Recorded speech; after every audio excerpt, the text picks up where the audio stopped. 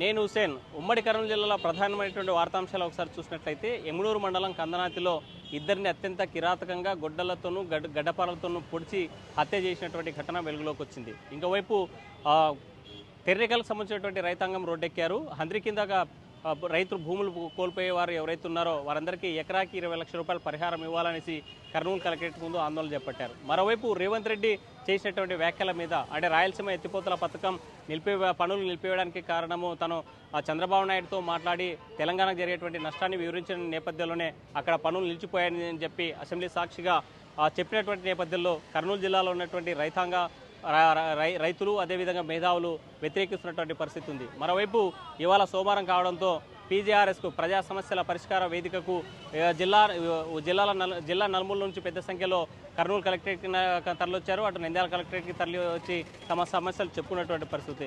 ఇంకోవైపు విలేజ్ క్లినిక్ల పేరుతో గ్రామాల్లో ఉన్నటువంటి రెవెన్యూ సమస్యలు పరిష్కరించేందుకు ప్రత్యేకంగా ఒక సెల్ ఏర్పాటు చేసి గ్రామంలో ఉన్నటువంటి సమస్యల పరిష్కారం కోసము అధికార ప్రభుత్వం కూటమి ప్రభుత్వం అడుగులేస్తున్నటువంటి పరిస్థితి. ఆ నేపథ్యంలోనే ఇవాళ కర్నూలుకు సంబంధించినటువంటి విలేజ్ క్లినిక్లకు సంబంధించినటువంటి ప్రోగ్రాం నిర్వహించారు. ఇది కర్నూలు జిల్లాలో ఉన్నటువంటి ప్రధానమైనటువంటి అంశాలు.